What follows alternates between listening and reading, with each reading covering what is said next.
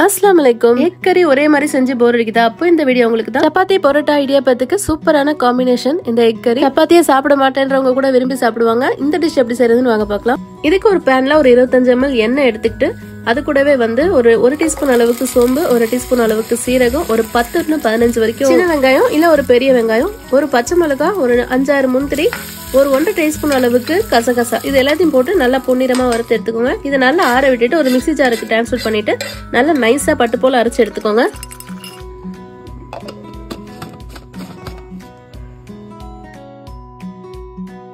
அரைச்ச பேஸ்ட்டை ஓரமா வச்சுக்கோங்க. மறுபடியும் ஒரு பேன்ல ஒரு 2 டீஸ்பூன் அளவுக்கு எண்ணெய் விட்டுக்கோங்க.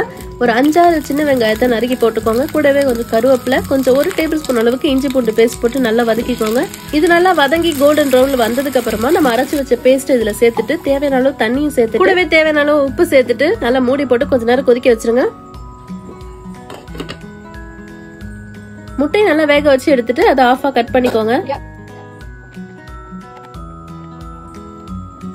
ஒரு பவுல்ல 1 டீஸ்பூன் அளவுக்கு இஞ்சி பூண்டு பேஸ்ட், ஒரு 1/2 டீஸ்பூன் அளவுக்கு மிளகு தூள், ஒரு 1/2 டீஸ்பூன் அளவுக்கு தனியா தூள் சேர்த்துட்டு நல்லா மிக்ஸ் பண்ணிட்டு தேவையான அளவு உப்பு சேர்த்துட்டு நல்லா மிக்ஸ் பண்ணிக்கோங்க.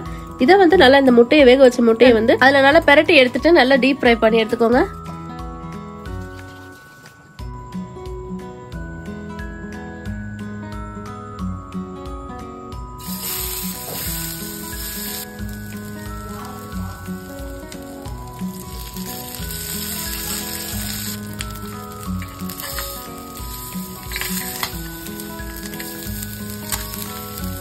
நல்லா ரோஸ்ட் ஆகிற அளவுக்கு ஃப்ரை பண்ணி எடுத்துட்டு நம்ம கொதிக்க வச்சிருக்கோம் இல்லையா, அந்த கிரேவியோட இதை சேர்த்துட்டு கொஞ்ச நேரம் நல்லா மூடி போட்டு கொதிக்க வச்சுக்கோங்க.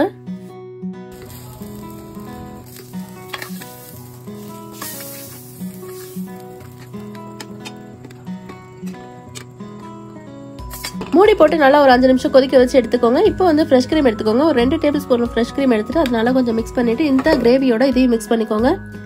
கிரீம் சேர்த்து செய்யறதுனால இதோட டேஸ்ட் ரொம்ப டிஃப்ரெண்டா இருக்கும். பிள்ளைங்களுக்கு ரொம்ப பிடிச்ச மாதிரி இருக்கும். கண்டிப்பா நீங்களும் ட்ரை பண்ணி பாருங்க. பிள்ளைங்க சப்பாத்தியே சாப்பிட மாட்டாங்க அப்படின்ற பிள்ளைங்க கூட விரும்பி சாப்பிடுவாங்க. அவ்வளவு டேஸ்டா இருக்கும் இந்த சப்பாத்தி. இடியாப்பம் பரோட்டா இதுக்கெல்லாம் சூப்பரான சைட் டிஷ்னு சொல்லலாம். கடைசியில கொஞ்சமா மிளகாத்தூள் காரத்துக்கு தகுந்தாப்புல சேர்த்துட்டு இறக்கிற வேண்டியது. சுட சப்பாத்திக்கு சூப்பரான சைட் டிஷ்ங்க.